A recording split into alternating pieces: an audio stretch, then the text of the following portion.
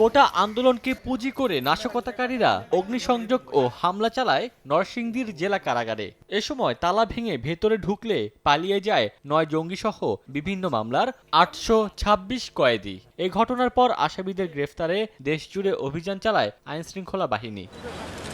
বুধবার রাতে নারায়ণগঞ্জের সোনারগাঁও থেকে আনসার আল ইসলামের সদস্য ফারুক আহমেদকে গ্রেফতার করে র্যাব। তিনি কারাগারের ৪ নম্বর সেলে বন্দী ছিলেন। গ্রেফতারকৃত আসামি ফারুক কারাগারের ৪ নম্বর সেলে থাকতো এবং তার সাথে আনসারুল্লাহ বাংলা টিমের আরও ৩ জন জঙ্গি সদস্য যথাক্রমে হিজবুল্লাহ, আব্দুল আলিম এবং মাইনুদ্দিন তার একই সেলে অবস্থান করেছেন। পলাতক সাজাপ্রাপ্ত আসামিরা সাধারণ মানুষের নিরাপত্তার জন্য হুমকি স্বরূপ, স্পেশালি যারা পলাতক জঙ্গি।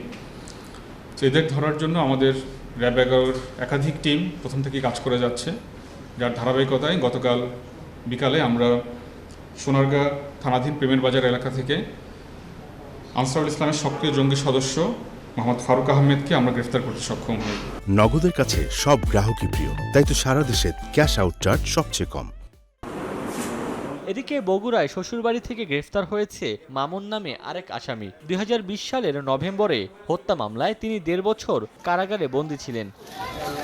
১৯ জুলাই নরসিংদীর জেলা কারাগারে হামলা চালিয়ে ৮৫টি অস্ত্র ও প্রায় ৮,০০০ গুলি লুট করে দুষ্কৃতিকারীরা। এই ঘটনার সময় পালিয়ে যাওয়া ৮২৬ কয়েদির মধ্যে আত্মসমর্পণ করেন ৩৫০-রও বেশি আসামি।